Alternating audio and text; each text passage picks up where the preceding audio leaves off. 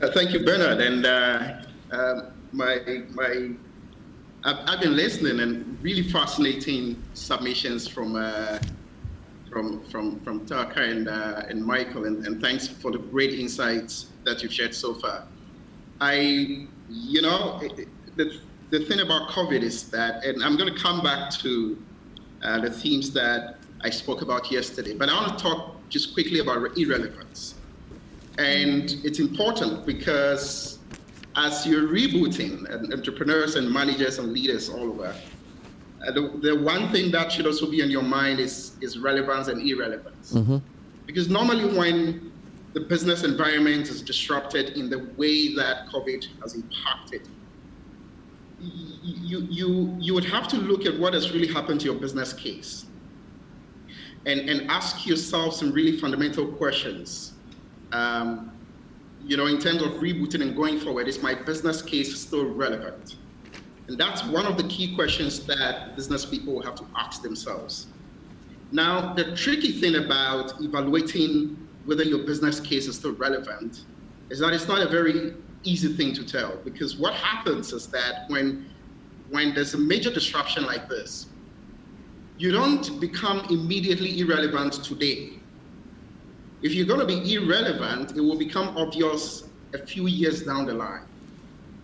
But the forces that would have set in motion your irrelevance actually occur in the present. But your eventual irrelevance happens in the future, in the near future. And so if you did an assessment of your business case, you might realize that, well, there's still demand. Your clients haven't left you, not necessarily. Your suppliers or your other strategic partners in the market haven't abandoned you simply because of the disruption. Business may still appear to go on as usual, but what would happen is that there's a lot of adjustment going on in the market by your competitors.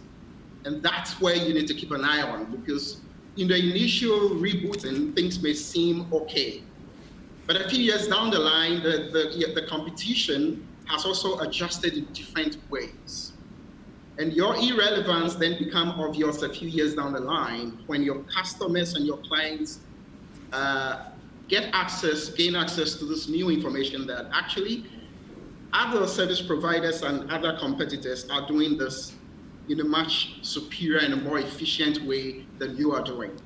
And so I wanted to quickly put this point across. So it's very important.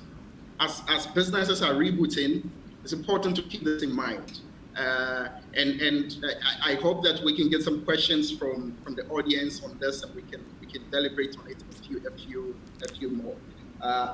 To talk about opportunities, and the point that I made yesterday is that the sectors of the economy that are struggling will bounce back eventually. What will happen is that some businesses within particular sectors will not bounce back, but the sectors will bounce back. So if you take a sector like hospitality, tourism, events, sectors that have been hugely impacted, eventually when restrictions are lifted and we manage to move back to living our normal lives, the sectors as a whole will bounce back. Some businesses within those sectors may not bounce back, but the sector will continue to provide the services. And so the point that I keep making is that the support that government is providing in terms of the stimulus is good, and that effort should be sustained. But in addition to that, as a country and as industry, it's important to also pay attention to certain opportunities that have become that have become obvious now that were not previously obvious. But it's also more important to acknowledge that these opportunities are temporary. They're temporary opportunities, and they're temporary windows of opportunities that will close with time. And so I'll give a classic example. And I think Michael alluded to the point about Made in Ghana. There is a sense in which COVID is one of the best things that happened to Made in Ghana. And as a country, we've got to be able to connect the dots and find ways in which we can accelerate Made in Ghana as a result of the disruptions that COVID has created. The main opportunities that I see are opportunities that have been created for local production and local manufacturing and local processing as a result of the temporary disruptions in global supply chains. And if you take a classic example that I cited yesterday, so sanitizers. I believe that at the moment, Ghanaian producers produce probably 80 to 90% of the demand for sanitizers. 4, 5, 6 months ago, we could never have imagined this was even possible, but it's happening now. So one of the things that COVID has done is to create, again, what I call a demonstration effect. It focused our minds. It made us do things that we didn't think we could previously do. But all this demand for sanitizers, it's opportunities that have emerged as a result of the crisis. And if the crisis disappears, some of these opportunities may also disappear.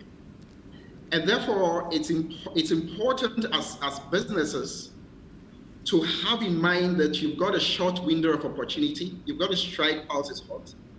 And you've got to find ways in which you can capitalize on these opportunities, because the old normal never really goes away. And what I call the old normal here is, quote unquote,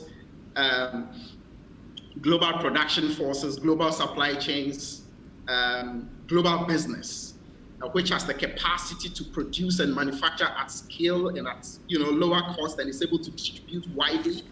All the right market infrastructure and logistics to be able to compete, at lower cost and prices that have made it almost impossible for local producers to be competitive over the years. And so, in my opinion, we've got to think about the opportunities that COVID has provoked in the sense of a temporary window of opportunity. And we've got to find the right strategies and mobilize the right resources and partnerships that enable us to capitalize on these opportunities before they begin to disappear.